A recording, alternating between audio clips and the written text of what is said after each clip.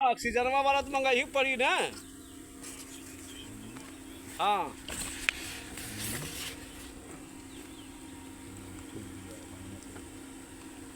इसे हम सीधी दिया